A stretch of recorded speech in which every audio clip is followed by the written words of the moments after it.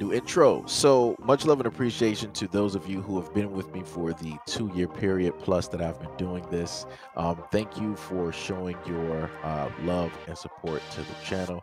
And to anybody else who is brand new to the platform and you would like to support the channel, also you can do it by way of Patreon, Anchor, the clothing store, and also the shoe shop that is listed in the comment description below. And again, thank you to any and all of you guys who have been here to support this channel during the 2+ year period. I wouldn't be able to do what I do every single day without you.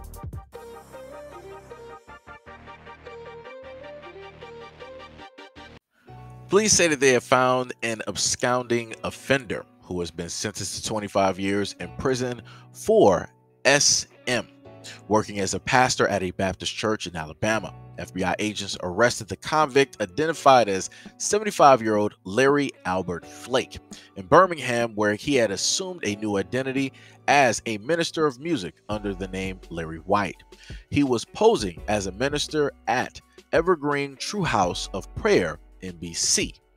Flake was convicted of SM with an individual in Indiana on August 30th of 2001.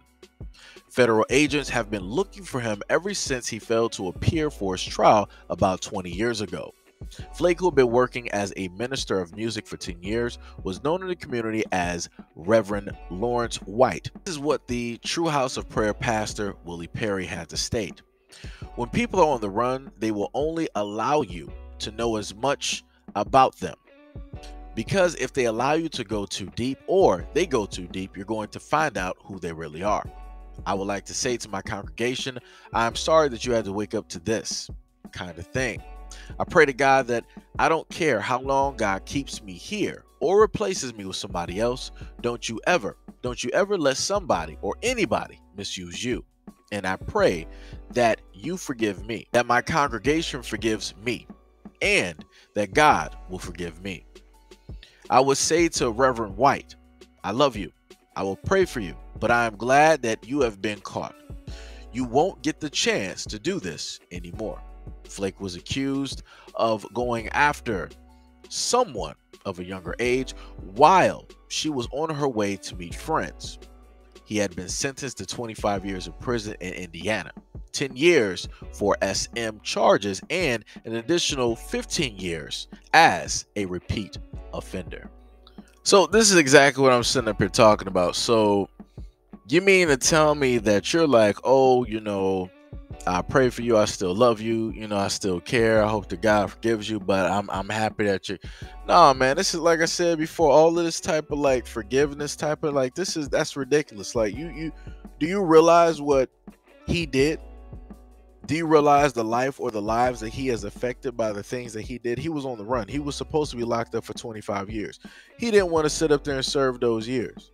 So he went 20 years on a run. For all that time he was doing, he could have been locked up and almost basically out, and he wouldn't have to sit up there and be on a run, but he wanted to sit up there and be stupid. He didn't want to face the music. He didn't want to face the fact and the consequences to the actions that he decided to sit up there and commit to.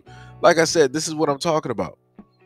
And to be honest, realistically, he probably wouldn't even have served the full 20 years, because 9 times out of 10, a lot of these persons that decide to do these types of things, they get very few years, or if they get a full sentence, good behavior and all this other type of stuff, so their sentence, gets shortened.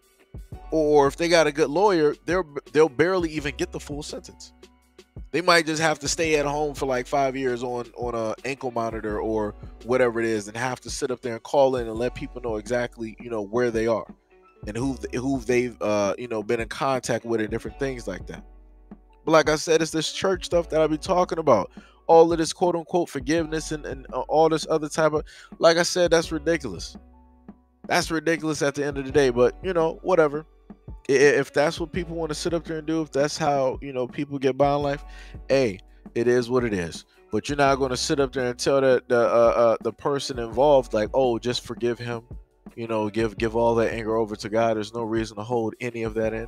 No, that's BS. That person has every right to feel the way that they have to sit up there and feel for whatever amount of time that they're going to sit up there and feel that.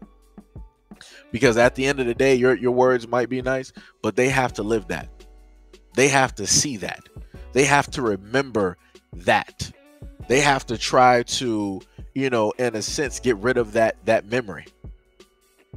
They have to try to unsee that, which they can. And they have to try to live a normal life, which they can. So like I said before, a lot of these words, like, they're all nice and they're sweet, different stuff like that. But when dealing with, individuals that, have to go through this, like, just let them be. Let them feel how they feel. But, don't sit up here and write something bogus up here talking about, oh, I love you, I care, and, I pray. That's nonsense. That sounds crazy. That sounds crazy. This dude did what he did, and you're talking about, I love you and I care, and, I pray for forgiveness. Man, if y'all don't get this nonsense directly out of here, y'all don't get this nonsense. Like I said, this is why you got repeat offenders. This is why people keep doing the exact same thing that they've been doing, because there are no repercussions. This is why people like him exist, because there are no repercussions. There is nothing serious that's going to sit up there and take place, because whenever things like this happen, nobody's angry. Nobody's ever angry. The only time people want to get angry is when it just so happens to affect their family or their kids. When it's anybody else, oh, nobody has time to get angry. Oh, I'm not going to worry about it. Don't concern me. That's for other people to sit up there and worry about. I hear the stories and I see the statements that people leave all the time. But like I said before, you better have that same exact energy if it happens to your family. Had that same exact energy where you said that you didn't care before. If you didn't care before, there's no reason to care now that it happens to yours. Like I said, people got to be very careful of the words that they sit up there and put out there. Like I said, like somebody once told me before, like, everybody is, not that far. We're only a few steps from living on the streets. Literally. Anything can happen in this economy at any given point in time, where everybody who has like a normal house or an apartment is living on the streets, underneath a freeway in a box, begging for change, trying to, use some type of old blanket that's molded and smells like wet dogs, and you're trying to sit up there and use that to keep warm, along with some newspaper. Like I said, people better pay attention, and people just better be very mindful of the words that they sit up there and use. I keep telling you, people gotta understand words are energy. Like I said, there's a lot of things I hope that people never have to deal with, that have to sit up there and go through, this being one of them. But just be mindful when you sit up there and say that you don't care about somebody's situation, because very easily somebody else's situation can very easily be yours tomorrow. But anyways, let me know what y'all think about this video and everything that I listed in the comment description below. And as always, peace, love, and stay tuned for the next video.